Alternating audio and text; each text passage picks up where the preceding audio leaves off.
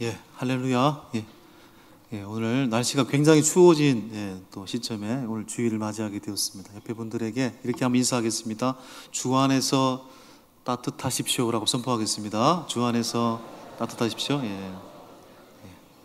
자, 저는 그렇게 생각합니다.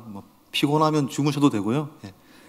예배 안에서 또 자유함을 누리시면서 또 주님의 그 품 안에서 오늘 또 평강을 누리는 복된 시간 되었으면 좋겠습니다. 누가복음 10장에 선한 사마리아인 비유가 등장하죠. 한 율법 교사가 자신의 대단함을 증명하기 위해서 예수님에게 질문을 던집니다. 예수님, 누가 참된 이웃입니까?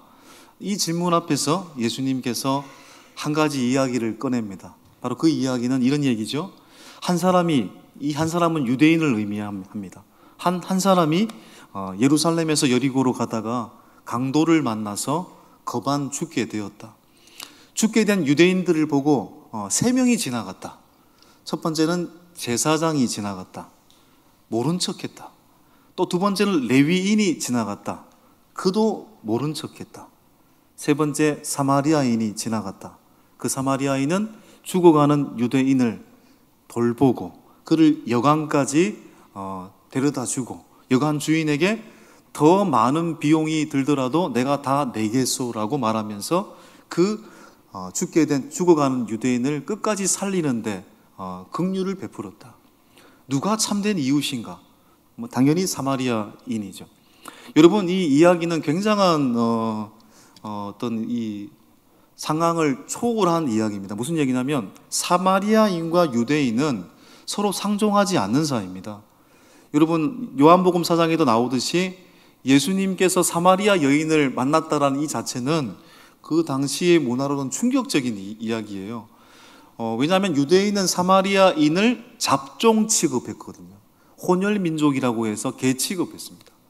그래서 유대인들은 북쪽 갈릴리에서 남쪽 예루살렘으로 갈 때 사마리아로 통과하면 바로 갈 수 있는데 사마리아인들을 피하기 위해서 요단강을 건너가지고 2배, 3배 걸리는 시간으로 그냥 갑니다. 사마리아인과 상종하지 않기 위해서.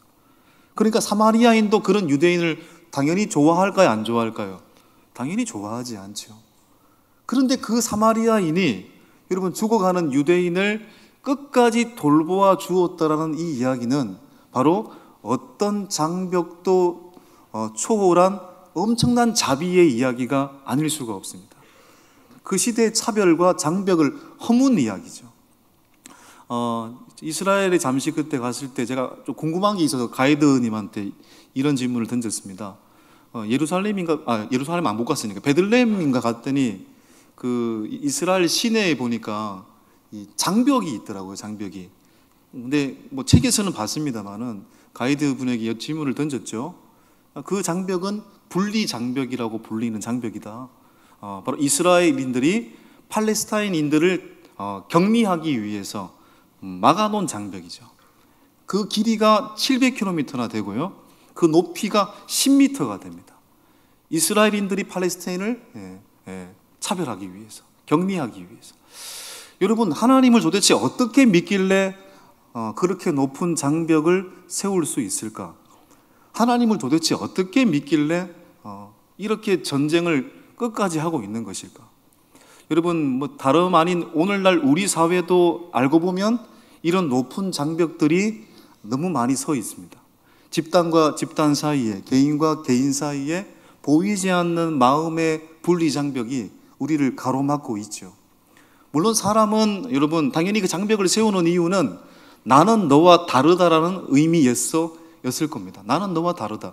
사람은 본능적으로 나는 너와 다르다라는 것을 알고 나는 너와 다르다라는 자아의 형성 속에서 발전하고 성장하기도 하죠. 그런데 나는 너와 다르다라는 것이 나는 너와 차원이 다른 인간이야 라고 해석하는 것이 아니라 나는 너와 다르다라는 것은 그러기에 우리는 서로 보완해야 돼, 서로 동등해야 돼, 손을 맞잡고 가야 돼 라고 해석을 할 수 있어야 되는 거죠. 왜 우리에게 장벽이 있을까요? 어떤 한 성도가 이제 이 제자훈련 교재에 나온 이야기인데 한 성도가 죽음을 직감하고 이제 하나님 앞에 서게 될 날이 얼마 남지 않음을 알고 병원에서 자녀들과 아내를 다 불렀습니다. 그리고 아내와 자녀를 보자마자 침상에서 내려와서 무릎을 꿇었습니다. 내가 평생토록 당신과 자녀들에게 못 박는 말과 행동을 했습니다 라고 존댓말을 쓰면서 무릎을 꿇고 용서를 빌었답니다. 하나님 앞에 서게 될 날이 이제 얼마 남지 않았음을 알았기에 그는 그 마음 속에 있는 모든 장벽을 허물 수 있었죠. 여러분, 오늘 이 본문은 바로 그런 이야기를 다루고 있습니다. 모세의 죽음을 다루고 있는 본문입니다. 여러분, 모세는 알다시피 120년을 살았습니다. 그리고 80세부터 120세까지는 이스라엘 백성을 이끌고 출애굽해서 가나안 땅, 지금 직전까지 이끌고 왔잖아요. 오늘 본문은 바로 가나안 땅이 보이는, 그러나 가나안 땅은 가려면 강을 건너야 되는데 요단 동편에서 보면 마지막 진을 치는 장소, 바로 마지막 지점 모압 평지에서 모세가 진을 치고 있었습니다. 그리고 이 모압 평지에서 모세는 이스라엘 백성들에게 유언 같은 설교를 합니다. 바로 그 설교가, 유언 같은 설교가 바로 성경의 5번째 책인 신명기입니다.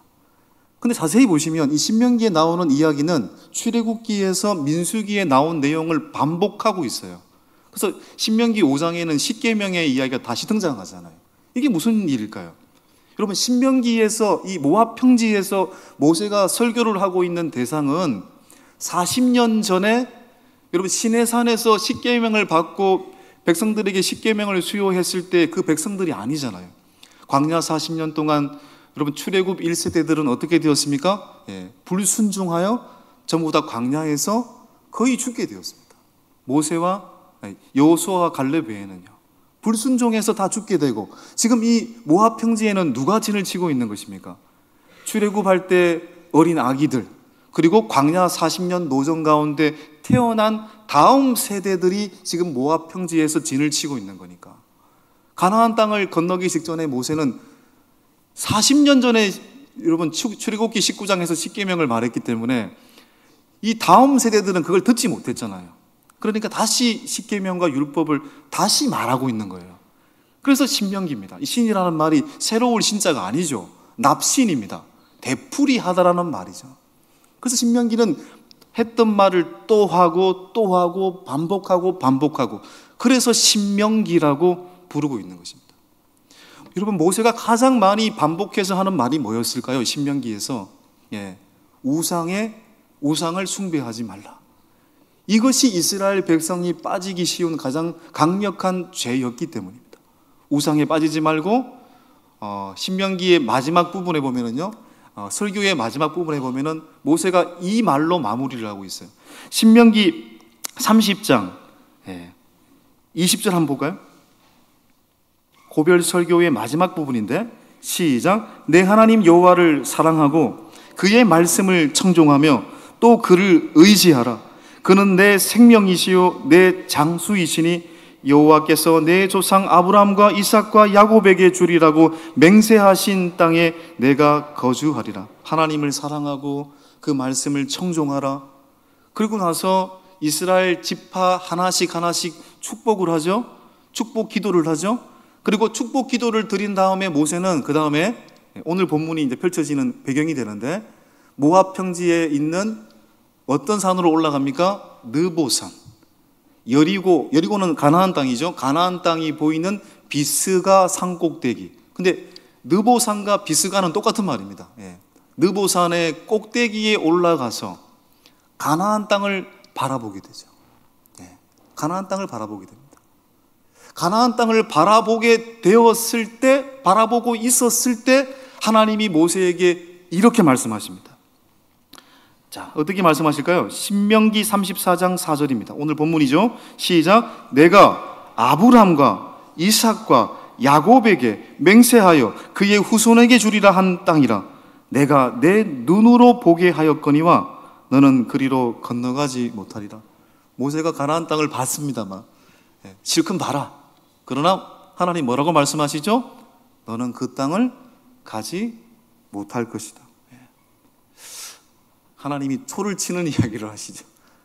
여러분, 모세는 왜 가나안 땅을 가지 못했을까요? 민수기의 기준을 본다면, 물론 큰 틀에서 본다면 모세의 사명은 여기까지입니다. 그게 가장 정확한 해석이고요. 근데 민수기의 기준으로 본다면 왜 모세는 가나안 땅으로 가지 못했을까요? 결정적인 사건이 있잖아요. 신광야 게데스에서 백성들이 물을 달라고 아우성을 칩니다. 그때 하나님 앞에 모세가 기도를 드리죠. 하나님, 백성이 물을 달라고 합니다. 그때 하나님께서 모세에게 한 반석 앞에 서게 하시고, 모세야, 반석에게 명령하라. 반석에게 명령하라. 그렇게 말씀하십니다. 그런데 모세가 반석에게 명령하라라는 말을 듣고 그 말에 순종했어야 되는데, 모세가 그때 뭔가 삐딱한 행동을 하게 되잖아요. 그 장면이 민수기 20장 10절 하반절 11절입니다. 자, 읽어볼까요? 10절 하반절부터 시작. 모세가 그들에게 이르되 반역한 너희여 들으라. 우리가 너희를 위하여 이 반석에서 물을 내랴 하고, 11절 모세가 그의 손을 들어 그의 지팡이로 반석을 2번 치니. 자, 9절 한번 다시 띄워주시고요. 10절을 보시면 여기서 2가지를 잘못해요. 모세가, 하나님은 반석에게 명령하라고 했는데, 첫 번째, 모세가 백성들한테 뭐라고 얘기합니까? 우리가 너희를 위하여 이 반석에서 물을 내랴. 이 말에는요, 모세가 마치 이 물을 줄 수 있는 능력의 근원이다라는 걸 스스로 밝히고 있습니다. 교만한 말이죠. 내가 물을 주는 존재야. 이게 깔려 있는 겁니다. 그리고 11절 또 어떤 잘못을 합니까? 반석에게 명령하라고 했는데 모세는 반석을 어떻게 해요? 지팡이로 2번 치죠. 1번 친 것도 아니고 2번 친 겁니다. 이건 하나님께 분노한 겁니다. 하나님께 화를 낸 겁니다. 결국 이런 이유 때문에 결국 모세는 민수기의 기준으로 본다면 가나안 땅에 들어가지 못할 것이다라고 하나님이 이미 말씀하셨잖아요. 여러분, 저는 이렇게 생각합니다. 그래도 너무한 거 아닌가? 40년 동안 여러분 이스라엘 백성을 안고 여기까지 왔잖아요.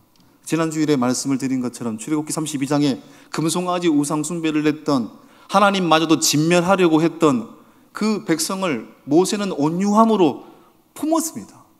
그 온유함으로 백성을 여기까지 이끌고 왔잖아요. 그런 걸로 보면 조금 화냈다고 하나님께서 가나안 땅을 들어가지 못하게 한다? 너무 과한 벌 아닌가라는 생각을 또 해봅니다. 그런데 여러분, 모세는, 물론 모세 자신도 신명기 초반에 보면 가나안 땅에 들어가고 싶다라는 말을 피력하죠. 그런데 하나님이 뭐라고 하시냐면, 모세야, 됐다, 그만 말해라. 그 말은 끝났잖아. 모세는 들어갈 수 없다라는 걸 다시 듣게 되죠. 그리고 모세는 그걸 받아들입니다. 하나님의 선택과 하나님의 판단과 하나님의 결정은 어떤 경우에도 실수가 없다라는 걸 모세는 알았기 때문입니다. 그리고 모세에게 중요한 것은 가나안 땅에 들어가는 것이 아니라 하나님께서 주신 사명 속에서 그 사명을 마치고 산 것, 그 사명을 감당할 수 있게 된 것, 그것만으로도 모세는 족한 것이었죠. 여러분, 모세는 느보산에서 동서남북에 펼쳐진 가나안 땅을 바라보면서 장차 이스라엘 백성이 이 가나안 땅에서 정착하고 번성하게 되는 광경을 상상했을 겁니다. 여러분, 바라본다라는 말에는요, 미래에 펼쳐질 일을 상상했다라는 말이 포함되어 있는 겁니다. 믿음의 상상력. 모세는 가나안 땅을 밟지 못했으나 밟는 거나 다름이 없는 부분이죠, 이게. 왜냐하면 모세는 보이는 것으로 사는 사람이 아니라 믿음으로 산 사람이기 때문에 그렇습니다. 믿음은 바라는 것들의 실상이기 때문에 그렇습니다.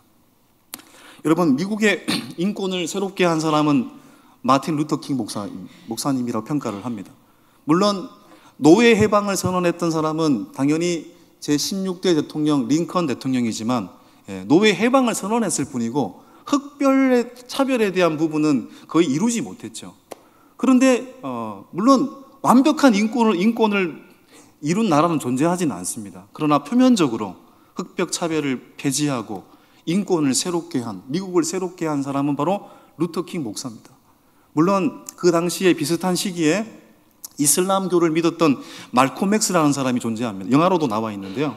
말콤 X도 인권 운동을 위해서 애썼던 사람이죠. 그런데 이 사람의 주장은 이런 겁니다. 흑인만 아름답다. 우리를 경멸하고 우리를 차별하는 백인은 저열하고 흑인만 아름답다라고 주장을 했어, 오히려 말콤 X는. 그런데 루터킹 목사의 주장은 백인이 소중하듯이 흑인도 소중하다는 거죠. 모든 존재가 하나님이 창조하신 창조물이기 때문에, 피조물이기 때문에 모두가 소중하다. 이걸 주장했죠. 이 어떠한 정신을 담고 있는 20세기 최고의 명연설로 손꼽히는 연설이 있잖아요. 미국의 1963년도에 워싱턴 DC 링컨 기념관 앞에서 25만 명이 모여 있는 그 자리에서 유명한 연설을 합니다. I have a dream. 나에게 꿈이 있습니다. 저 조지아주 붉은 언덕 위에서 노예의 자녀들과 예전에 노예의 주인의 아들들이 같은 식탁에서 밥을 먹게 되는 그 꿈을 말합니다. 이런 연설을 하거든요. 그런데 그 연설, 그 꿈을 이루지 못하고 1968년 39살의 나이에 암살을 당합니다. 근데 암살을 당하기 전날에 루터킹 목사님이 멤피스에 있는 이 한 채플 교회에서 설교를 하거든요. 죽기 전날에. 근데 그 설교 본문이 뭐였냐면 오늘 모세의 죽음을 그리고 있는 신명기 34장입니다. 그리고 설교의 제목도 이런 겁니다. 나는 정상에 오른 적이 있습니다. 설교 내용을 잠시 한번 소개를 해보면요, 앞으로 어떤 일이 일어날지 알 수 없습니다. 나는 주님의 뜻대로 살고 싶을 뿐입니다. 내가 산 정상에 오를 수 있도록 허락해 주신 분은 바로 주님이십니다. 나는 산 정상에 올라서 약속의 땅을 볼 수 있었습니다. 나는 어쩌면 그 약속의 땅에 여러분과 함께 갈 수 없을지도 모릅니다. 하지만 오늘 밤 나는 우리 국민들이 언젠가는 그 약속의 땅에 도착할 것, 모두가 하나 되는 세상, 그 꿈을 말씀드리고 싶습니다. 저에게는 아무런 두려움도 없습니다. 저의 눈은 이미 영광스러운 주님의 역사를 본 적이 있기 때문입니다. 느보산 산꼭대기 위에서 모세가 가나안 땅을 바라보면서 생각했던 그 믿음의 상상력을 루터킹도 똑같이 얘기하고 있어요. 비록 그 꿈의 실현을 보지 못하고 죽었으나 보지 못했지만 믿음의 눈으로 결실될 것을 믿었기 때문에 이런 설교를 할 수 있었던 거죠. 여러분, 우리는 믿음의 사람들입니다. 믿음의 사람들의 궁극적인 목적은 이 땅에 있지 않습니다. 이스라엘 백성에게 가장 중요한 것은 가나안 땅에 들어가는 게 아닙니다. 여러분, 가나안 땅에 들어가는 건 시작에 불과하죠. 가나안 땅에서 거룩한 백성으로 살고 하나님의 백성으로 살다가 하나님 앞에 서게 되는 것, 그것이 그들의 궁극적인 목적입니다. 모세도 그것을 이야기하고 있지요. 여러분, 과거에 모세는 출애굽기 3장에 보면 장인 이드로의 양을 치다가 호렙산에서 떨기나무가 불타는 그 광경 가운데 하나님을 만나게 되지 않습니까? 그리고 모세는 새로운 세상으로 나아가게 되죠. 그 광경이 출애굽기 3장 4절 5절 한번 읽어볼까요? 4절 하반절에 모세야 모세야 하시매 그가 이르되 내가 여기 있나이다. 하나님이 이르시되 이리로 가까이 오지 말라. 내가 선 곳은 거룩한 땅이니 내 발에서 신을 벗으라. 여러분, 신발을 벗는 행위가 뭘까요? 새로운 세상으로 들어가는 변화잖아요. 신발을 벗고 실외에서 실내로 들어가잖아요. 신발을 벗는다는 건 공간의 이동, 새로운 세상으로의 진입을 의미하는 것입니다.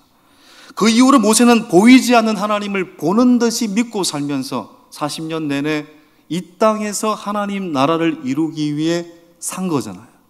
광야 40년 내내 고통도 있었으나 하나님 나라를 바라보면서 온유함으로 그 백성을 끝까지 인도할 수 있었고 지금 가나안 땅 직전까지 온 것입니다. 여러분, 모세는 오늘 7절에 나와 있듯이 몇 세를 살았다고 되어 있습니까? 120세를 살았습니다. 성경은 모세가 어떻게 죽었는가에 대해서 말하지 않습니다. 그냥 120세까지 살았다고 얘기하고 있습니다. 자, 7절이 그걸 이야기하고 있는데 7절 한번 볼까요?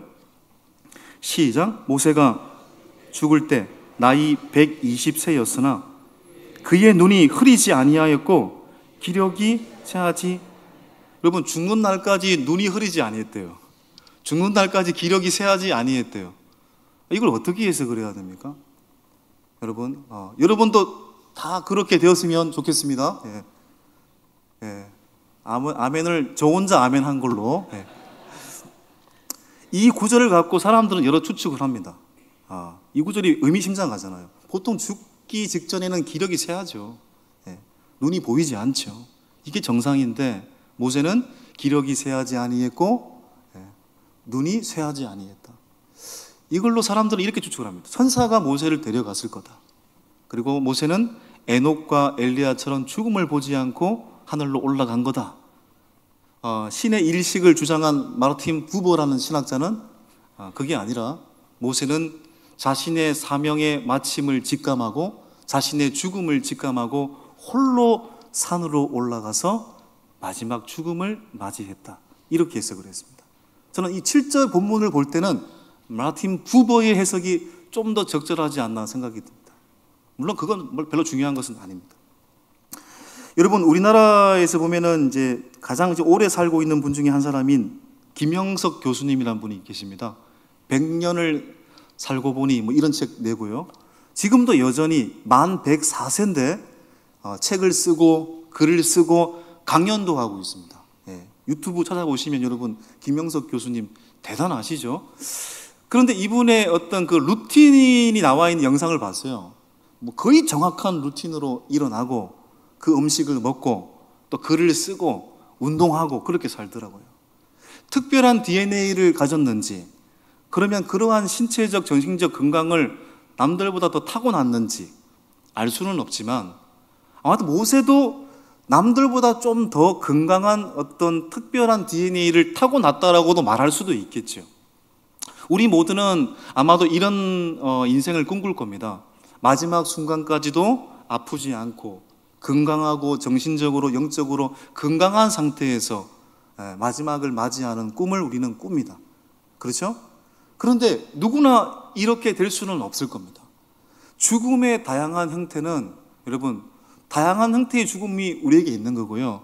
우리가 어떤 모습으로 하나님 앞에 서게 될지는 알 수 없죠.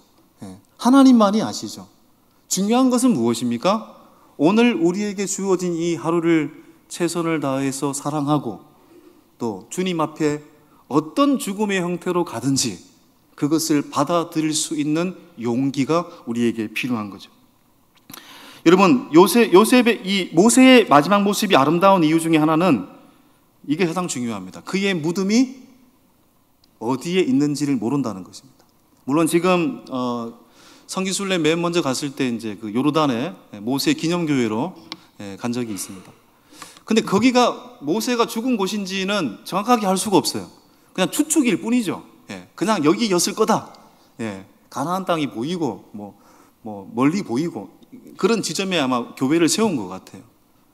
모세의 무덤은 어디에 있는지 알 수 없습니다. 성경에도 나와 있잖아요. 34장 5절 6절 볼까요? 이에 여호와의 종 모세가 여호와의 말씀대로 모압 땅에서 죽어 벳보올 맞은편 모압 땅에 있는 골짜기에 장사되었고 오늘까지 그의 묻힌 곳을 아는 자가 없느니라. 여러분, 이게 정말 중요한 겁니다. 8절에 보면은 모세의 죽음을 사람들이 며칠 동안 애곡했다고 했습니까? 30일을 애곡했다고 했어요. 30일이라는 건요, 인간이 애도할 수 있는 최고의 날짜입니다. 최고로 애도한 거예요.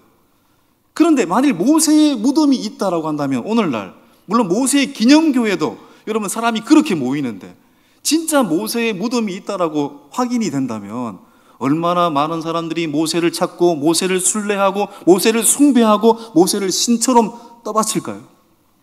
모세는 그것을 알고 있었던 것입니다. 그래서 그에게는 무덤이 없습니다.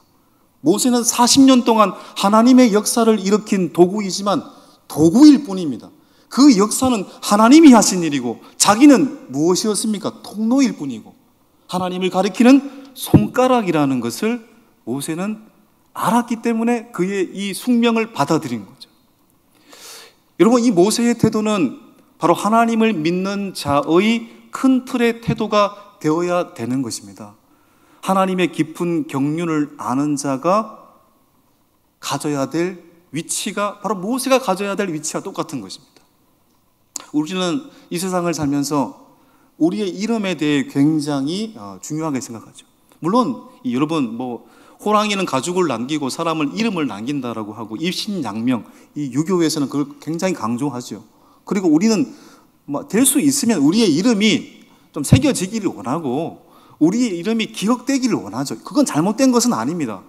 누군가가 우리의 이름을 알아준다면 얼마나 행복한 일이에요. 누군가가 내 이름을 높여준다면 얼마나 행복한 일입니까? 그러나 그렇다고 치더라도 우리는 그 이름이 새겨지든 안 새겨지든 그것에 목적을 두지 않는다는 것입니다. 우리의 사명은 내 이름을 남기는 것이 아니라 나에게 맡기신 하나님의 소임을 감당하고 하나님께 영광을 돌리는 것, 그것이 우리의 진정한 사명이더라. 모세는 그걸 헷갈려 하지 않았다는 겁니다. 신약 성경에서 이 부분을 가장 정확하게 구현하고 살았던 사람이 누구였을까요? 바로 신약 성경의 13개를 썼던 사도 바울이었습니다. 사도 바울이 쓴 성경이 이 신약 성경 13개가 있습니다. 로마서로부터 디모데후서까지. 이 성경은 다 편지입니다. 자신이 세웠던 전도 여행의 교회와 그와 관계된 사람들에게 보낸 편지입니다. 바울은 생각했을 겁니다. 내가 성경을 남겨야지, 이 편지를 잘 써서 나중에 성경이 되게 해야지, 내가 성경에 나와야지, 이런 생각을 한 번도 한 적이 없습니다. 그는 한 번도 이 편지를 성경일 거라고 생각해 본 적이 없을 겁니다. 바울은 언제나 이렇게 생각했을 겁니다. 내가 오늘 주님 앞에 어떤 존재로 기억될까? 내가 하나님 앞에 서게 될 때 나는 어떤 사람으로 평가될까? 나는 하나님 앞에서 어떤 사람일까? 그것만을 보고 살았던 사람입니다. 그렇기 때문에 사람들의 평가가, 아쉬운 평가가 있어도 그것에 목숨을 걸지 않았죠. 네. 여러분, 바울은 결국 AD 64년도에 로마의 제2차 투옥이 되었을 때 디모데후서를 쓰고 나서 이제 네로 황제 시절에 참수형을 당한 것으로 우리는 알고 있습니다. 그러나 그는 디모데후서에도 나와 있잖아요. 죽음을 두려워하지 않았어요. 왜요? 하나님의 나라를 보았기 때문에. 그래서 그는 그의 이름이 높아지는 것에 목숨 걸지 않았어요. 어떻게 하면 죽는 순간까지 하나님이 맡기신 사명을 감당하고 그분 앞에 그분을 높이는 인생을 살 것인가, 거기에만 관심이 있었던 사람이었습니다. 고린도후서 6장을 보면은 이런 구절이 등장하지 않습니까? 6장 8절 하반절 10절 한번 읽어볼까요?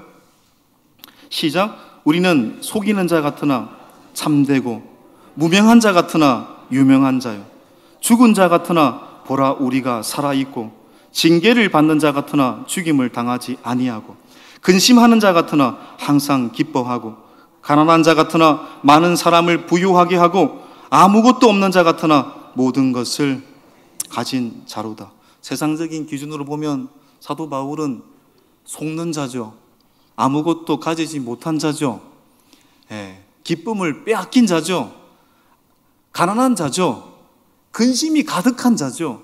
그러나 하나님의 나라의 기준에서 보면 그는 진실한 자죠. 모든 것을 가진 자죠. 근심하는 자 같으나 사실은 기뻐한 자죠. 아무것도 가진 자 같으나 사실은 모든 것을 가진 자고, 모든 사람을 부유하게 만든 최고의 부유한 사람이었습니다. 그것만으로도 그는 충분했던 거죠. 중세 시대의 사제들이 서로 인사하는 인사가 있었습니다. 만나면 이런 인사를 드렸어요. 우리도 만나면 어떤 인사를 하죠? 밥 먹었습니까? 예. 밥은 계속 먹어야 돼요, 여러분. 그렇죠? 예. 아침을 먹고 와도 밥 먹었습니까? 예. 우리 그게 인사잖아요. 중세 시대 때 사제들은 서로 만나면 이렇게 인사를 했습니다. 메멘토 모리. 메멘토 모리. 메멘토가 뭡니까? 예. 라틴어로 기억하라. 모리가 뭡니까? 죽음. 죽음을 기억하십시오. 김권사님, 메멘토 모리. 예. 죽음을 기억하십시오. 최 장로님, 메멘토 모리. 죽음을 기억하십시오. 그렇게 인사를 드렸다는 거예요. 메멘토 모리, 죽음을 기억하는 자만이 하나님 앞에 서게 된다라는 것을 기억하는 자만이 어떻게 살까요? 오늘을 선물처럼 여기고 살게 되는 거죠. 카르페 디엠, 현재를 누리며 살게 되는 거죠. 메멘토 모리 할 수 있는 사람만이 카르페 디엠을 살 수 있는 거죠. 웰 다잉, 잘 죽는 자만이 웰빙, 잘 살 수 있는 것이죠. 여러분, 우리는 알 수가 없습니다.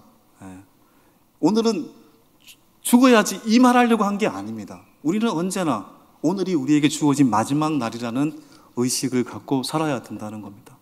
주님 앞에 서게 될 날이 하루 더 가까워졌다라는 믿음으로 살아야 되는 겁니다. 그 메멘토 모리를 기억하는 자만이 우리에게 주어진 오늘의 사명을 주님이 주신 사명으로 여기고 최선을 다하고 우리에게 주신 권세를 누군가에게 군림하지 않고 섬길 기회로 여길 뿐만 아니라 오늘을 사랑하고 기뻐하고 오늘 이 순간부터 천국을 누리는 사람들이 될 수 있는 것입니다. 메멘토 모리, 죽음을 기억하십시오. 그것이 여러분의 진정한 복일 줄 믿습니다. 이 시간 이 말씀 기억하시면서 찬송가 407장 찬양하며 나아가도록 하겠습니다.